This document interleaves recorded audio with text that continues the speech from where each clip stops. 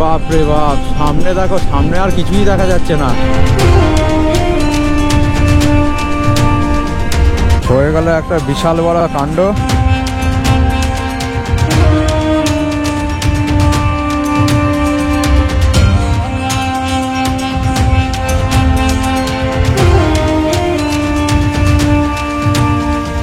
আজকের ট্রিপটার পুরো ব্যান্ড বেজে গেল আমাদের।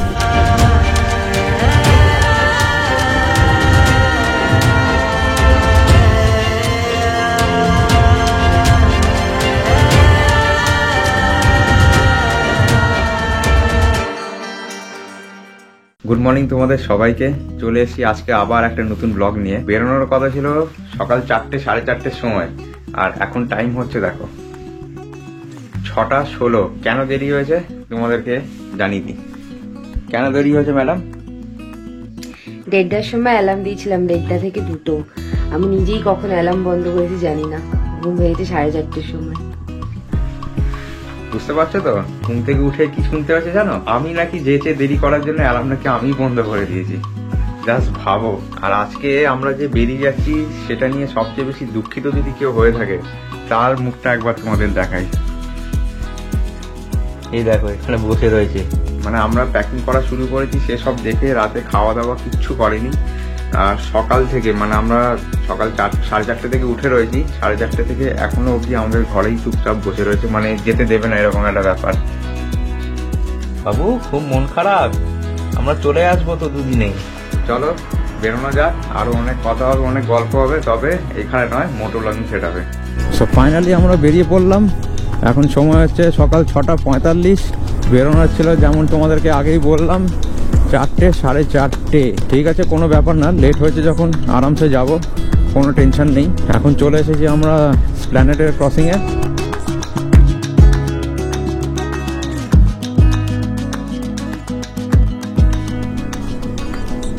কি সুন্দর হেল্প করতে করতে নিয়ে যাচ্ছে। বেসিক্যালি রেড রোড ধরার কথা ছিল আজকে, সেকেন্ড হুগলি ব্রিজ দিয়ে যাবো বলে, বাট আজকে যেহেতু 26শে জানুয়ারি, রেড রোড পুরো বন্ধ আছে, তাই আমরা চলে এলাম পার্ক স্ট্রিট ফ্লাইওভার ধরে SSKM এর কাছে। SSKM এর কাছে দিয়ে আমরা বেরিয়ে যাবো হচ্ছে সেকেন্ড হুগলি ব্রিজের দিকে।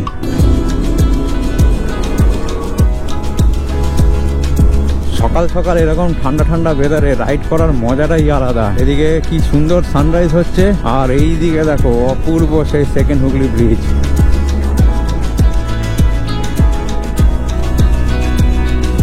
তো দেখতেই দেখতে চলে এসেছি আমরা আমাদের ফার্স্ট টোল।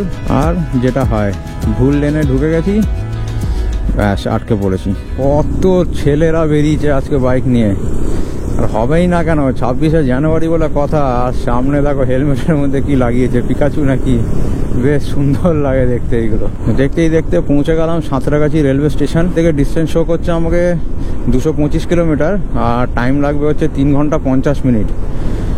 রাস্তা বেশ মোটামুটি এখন ভালোই ফাঁকা রয়েছে, লরির সেরকম চাপ নেই। ভেবেছিলাম সাঁতরাগাছিতে একটু চাপ পাবো, বাট পুরোই ফাঁকা পেলাম। এই একটা টাইম অনেকটা সেভ হলো আমাদের। So welcome to national highway 16। আর এইখানে দেখো রাস্তা তো ফাঁকা, সামনে দেখো কুয়াশায় পুরো ঢাকা রয়েছে রাস্তা।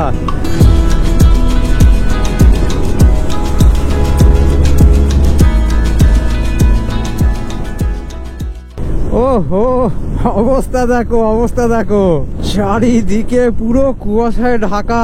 পুরো আলাদা লেভেলের এক্সপিরিয়েন্স আজকে আমার। সামনে ধুলাগড় টোল প্লাজা, ধুলাগড় টোলের অবস্থা দেখো, টোলই দেখা যাচ্ছে না। যত এগোচ্ছি ভিজিবিলিটি ততই কমতে থাকছে। তো এটা হচ্ছে আজকে সেকেন্ড টোল প্লাজা ধুলাগড়। মনি পেছনে বসে পুরো অবাক, এইটা কি রাস্তার অবস্থা। এবার তো আমি নিজেও দেখতে পাচ্ছি না, 10 মিটার অব্দি কিছু দেখতে পাচ্ছি না। আমি সিগন্যাল টিগনাল কিছুই দেখতে পাচ্ছি না। সামনে সিগন্যাল ছিল, যা হয় ভালোর জন্য। সকালে বেরোনোর কথা ছিল কটায়? 4টে, 4:30।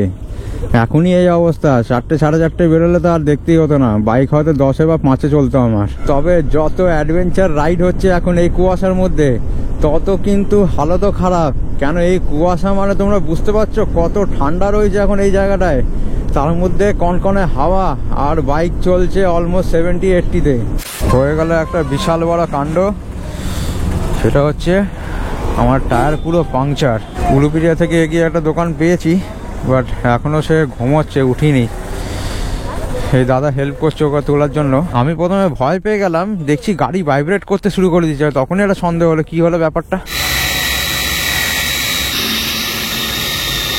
তো রিপেয়ারিং এর কাজ এখনো চলছে, টাইম আর দেখে লাভ নেই, অনেকটাই লেট হয়েছে যখন, আর সত্যি টাইম দেখে লাভ নেই।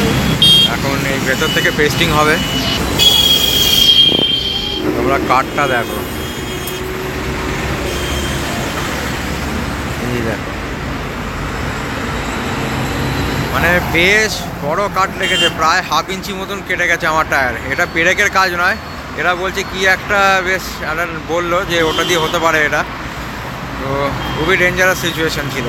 তো অবশেষে টায়ার রিপেয়ার করে আবার আমরা বেরিয়ে পড়লাম। তো ঘড়িতে এখন টাইম হচ্ছে 8:46। অনেকটাই ডিলে হলো, প্রায় 1 ঘন্টার কাছাকাছি টায়ারটা রিপেয়ার করতে লাগলো। আর আমাদের এখনো ডিস্টেন্স কভার করতে হবে 196 কিলোমিটার, প্রায় 3.5 ঘন্টার মতন এখনো সময় দেখাচ্ছে আমাদের। তবে এটাই রক্ষার ছিল যে যেখানে টায়ারটা পাংচার হয়েছে তার জাস্ট সামনে সিগন্যালের পরেই টায়ার রিপেয়ারিং এর শপটা ছিল। আর একটু দুঃখ লাগছে, কারণ টায়ারটা আমি জাস্ট কয়েক মাস আগেই চেঞ্জ করেছিলাম। বেসিক্যালি এটা পেরেক ঢুকি নেই, আমি যা দেখলাম 1/2 ইঞ্চির কাছাকাছি পুরো টায়ারটা ছিঁড়ে গেছে বলতে পারো, ছিঁড়ে গেছে।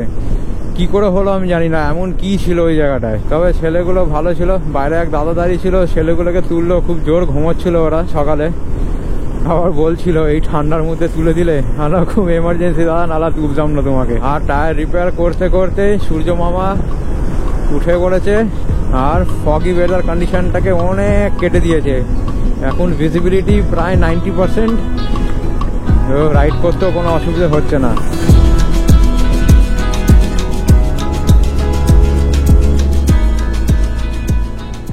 পৌঁছে গেলাম আমরা কোলাঘাট ব্রিজে।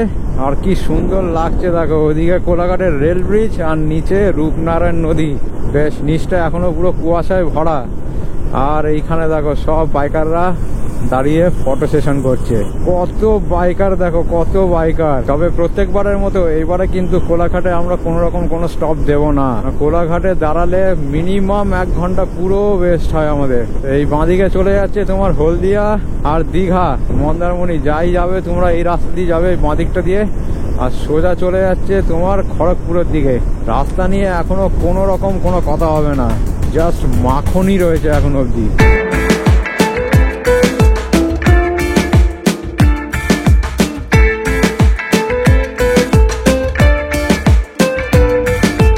ঘড়িতে এখন টাইম হচ্ছে 9:42, আর আমরা এখন পৌঁছে গেছি Debra toll plaza. Just Debra toll প্লাজাটা ক্রস করে সামনে একটু দাঁড়ালাম আমরা ব্রেকফাস্ট করার জন্য। বাড়ি থেকেই আমরা নিয়ে এসেছি একটু রাইস আর একটু আলুর দম, এবং মনি খাওয়া শুরু করেছে। তো চলো আমিও খেয়ে নিই, অনেকটাই খিদে পাচ্ছে, প্রায় 10টা বাজতে চললো। খেয়ে দিয়ে তারপরে আমরা আবার আমাদের রাইডটা কন্টিনিউ করব। ঘড়িতে এখন টাইম হচ্ছে 10:10, আর আমাদের ব্রেকফাস্ট কমপ্লিট। আর তোমাদেরকে আরেকটা ইনফরমেশন দিয়ে দিই, জাস্ট টোলটা ক্রস করে সামনে আসবে, এইখানে লেডিস আর জেন্টস ওয়াশরুম রয়েছে, তো তোমরা চাইলে ইউজ করতে পারবে। মোটামুটি ভালোই পরিষ্কার রয়েছে। সো বাড়ি থেকে 105 কিলোমিটার কভার করে আমরা পৌঁছে গেছি ডেবরা।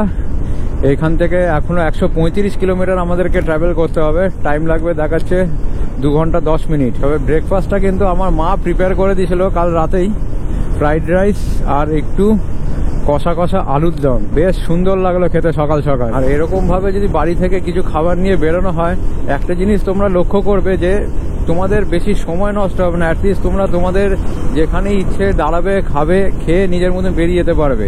আমি যতবারই কোলাঘাটে দাঁড়িয়ে ব্রেকফাস্ট করেছি 1 ঘন্টা তো মিনিমাম নষ্ট হয়েছে, 1 ঘন্টা পুরো। আমি যতবারই এসেছি ততবারই ক্যালকুলেট করেছি 1 ঘন্টা পুরো নষ্ট হয়েছে। তো সেই কারণেই আগে থেকে ডিসাইডেড ছিল যে মাকে বলবো কিছু বানিয়ে দেওয়ার জন্য, সেটাই সকালবেলা নিয়ে বেরোবো।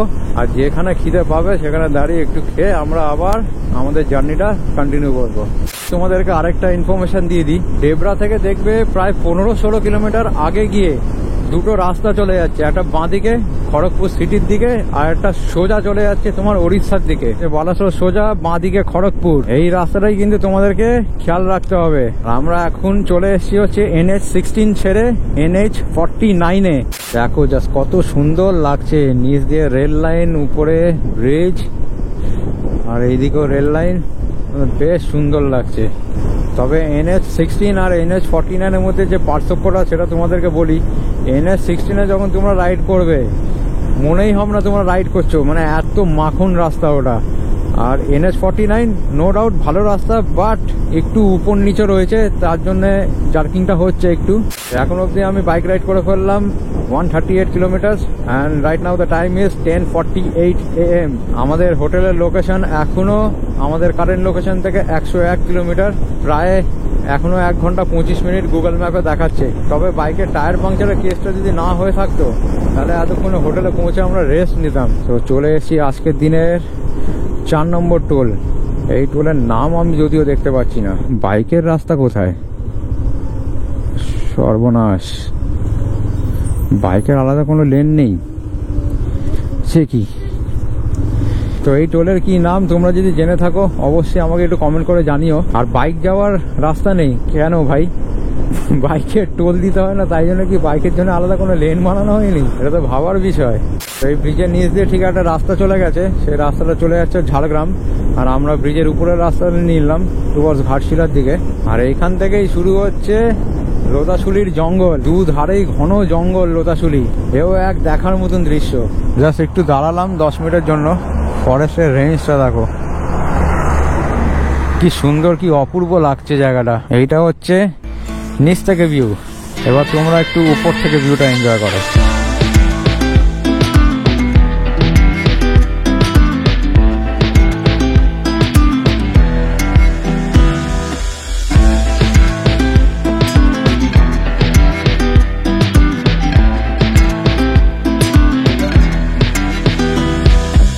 আজকের ট্রিপটার পুরো ব্যান্ড বেজে গেল আমাদের।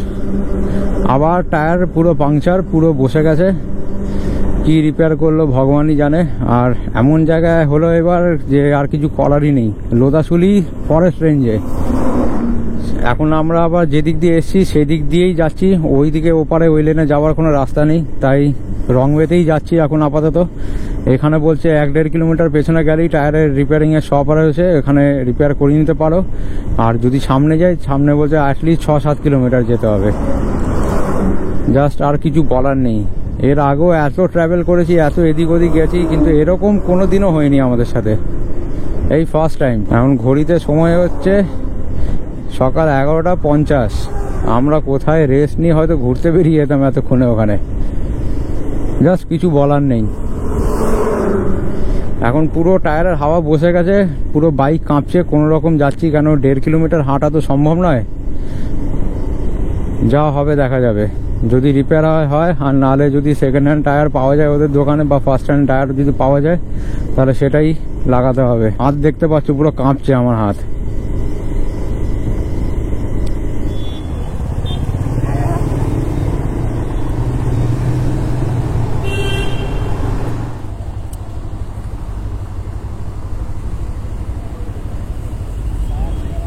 তোমাকে টায়ার কি আছে? হ্যাঁ, আমার কাছে নাই, এর পাশে একটা দোকান করাই দরকার না, এটা হবেই নাই, হবে না, না অনেক টিউ ছাড়া এটা চলবে না। এটা তো টিউ লাগাতে হবে। তো তোমার কি টায়ার আছে দেখাও না, কি আছে নতুন? হ্যাঁ, 120, 80, 17।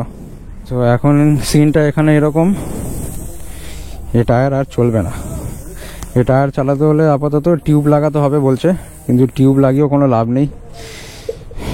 সো এখন ডিসাইড করলাম যে একটা নতুন টায়ার কিনবো, এ টায়ার রিজেক্টেড। তো নতুন টায়ার ইনস্টলেশন করিয়ে আবার আমাদের ডেস্টিনেশনের দিকে রওনা দিলাম। তো জেকে টায়ার দিল। অ্যাকচুয়ালি ওই দোকানে জেকে টায়ার ছাড়া আর কিছু ছিলই না, মানে আমার যে টায়ারের সাইজ আছে সেই সাইজে জেকে টায়ারই অ্যাভেলেবেল ছিল। আর যে গ্রিপটা দিল সেটাও আমার খুব এক পছন্দ নয়, বাট কিছু করার নেই, কিছু নেই থেকে ভালো যা আছে সেটাই লাগিয়ে কাজ চালানো। তো তাই করলাম। আর এখন সময় হচ্ছে 12:50, হ্যাঁ একটাই বেজে গেল। এখনো আমাদেরকে প্রায় 80 কিলোমিটার যেতে হবে। 1 ঘন্টা 10 মিনিটের সময় দেখাচ্ছে এখনো গুগল ম্যাপে। জাস্ট ভাবো, 10:30টায় পৌঁছানোর কথা, আর বেজে গেল এখানেই 1টা প্রায়। কিছুক্ষণ আগে হোটেল থেকেও ফোন করেছিল যে আপনারা আসছেন কি আসছেন না, আপনাদের তো আজকে চেকিং রয়েছে। বললাম আমরা আসছি, এরকম একটা প্রবলেমে আটকে গেছি।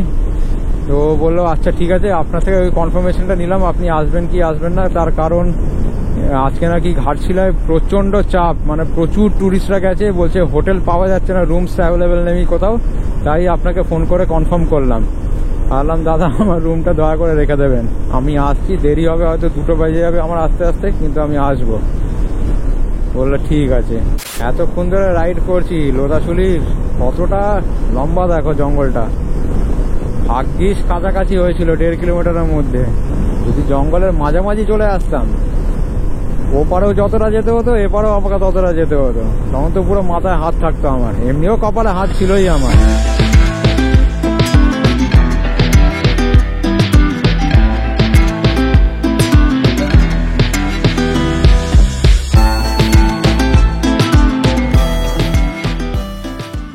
ঘাটশিলা 43, ফাইনালি ঘাটশিলার নামটা আমি দেখতে পারলাম। তো এখন আমরা NH49 কে ছেড়ে NH18 উঠে পড়েছি। এখনো 40 কিলোমিটার আমাদেরকে ট্রাভেল করতে হবে।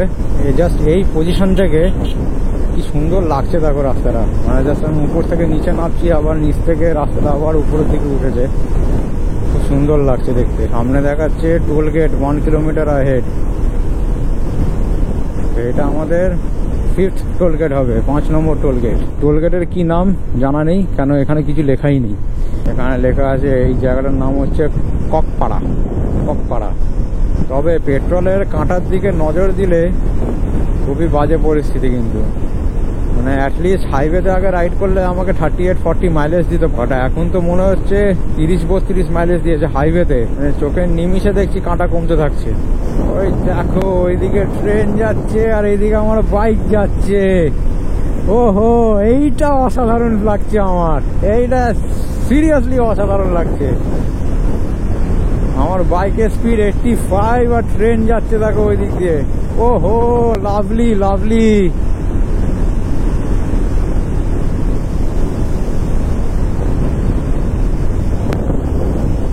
ট্রেনের সাথে রেস করবো? যা, ট্রেন তো আর দেখা যাচ্ছে না, ট্রেন তো ওদিকে চলে গেল। যা যা যা, এরকম সবুজ সবুজ পুরো গ্রিনারি চারিদিকে, পাশ দিয়ে ট্রেন যাচ্ছিল, এরকম রাস্তায় এবার সিরিয়াসলি আবার রাইড করার মজার লেভেলটাই বেড়ে গেছে আমার। এতক্ষণ একটু মনটা খারাপ ছিল, বাট এখন পুরো আবার মনটা রিফ্রেশ হয়ে গেল আমার এই এরকম একটা সিনিক দৃশ্য দেখে। তো অলমোস্ট আমরা পৌঁছেই গেছি, 5 মিনিট দেখাচ্ছে মাত্র, 4.5 কিলোমিটার। টায়ারের পাটটা বাল যদি দিয়ে দিই তাহলে বেশ সুন্দর রাইড হয়েছে আমাদের, সিরিয়াসলি বলছি বেশ সুন্দর রাইড হয়েছে। সামনে কিভাবে রাস্তাটা নেমে আর উপরের দিকে উঠে গেছে। ওই যে হোটেল, আমাদের হোটেল পুরো একদম ন্যাশনাল হাইওয়ে সার্ভিস লেনের উপরে। তো অবশেষে পৌঁছালাম আমরা আমাদের হোটেলে, আর টাইম হচ্ছে এখন 2:08। যেটা ভয় ছিল সেটাই হলো, সেটা হচ্ছে বাইরে পার্কিং। তোমাদের ভেতরে পার্কিং নেই? অ্যাট লাস্ট আমরা হোটেলে এসে পৌঁছে গেছি প্রচুর ট্র্যাজেডি হওয়ার পরে। তো এই রুম টুরটা তোমাদের করিয়ে দিই। আমি এখন রয়েছি করিডোরে। তো আমাদের রুমটা হচ্ছে একদম লাস্টেরটা, 301 নম্বর রুম। আর এটা হচ্ছে হাইওয়ের ভিউ, করিডোর দিয়ে, বারান্দা দিয়ে। ঠিক আছে, তো রুমের মধ্যে ঢুকছি। রুমে ঢুকেই হচ্ছে একটা টেবিল চেয়ার দিয়েছে, আর এখানে কিং সাইজ বেড রয়েছে, এসি আছে, ফ্যান আছে, যেটা এখন কোনো কাজে লাগবে না কারণ এখানে প্রচুর ঠান্ডা। টিভি রয়েছে। আচ্ছা, সামনে একটা বেসিন দিয়েছে, এখানে আয়না আছে, আর এখানে একটা কভার দিয়েছে যেখানে আমরা ব্যাগ বা হেলমেট যাবতীয় আমরা রাখতে পারি। আর হচ্ছে গিয়ে, কিন্তু এখানে কোনো লাইট দেয়নি, তো এটা আমার জন্য এটা খুব মাইনাস পয়েন্ট, কারণ আমি মেকআপ করবো কি করে লাইট ছাড়া, সেটা দেখতে হবে। তো বেসিনের এখানে একটা আয়না আছে, আমি চাইলে এখানে ওকে দাঁড়িয়ে দাঁড়িয়ে মেকআপটা করতে হবে। আচ্ছা, এটা ওয়াশরুম। ওয়াশরুমে গিজার রয়েছে, অন করে দিয়েছে গিজার। এই হচ্ছে ওয়াশরুম। তো আমাদের পুরো রুমটা আমাদের লেগেছে জিএসটি নিয়ে 1600 টাকা।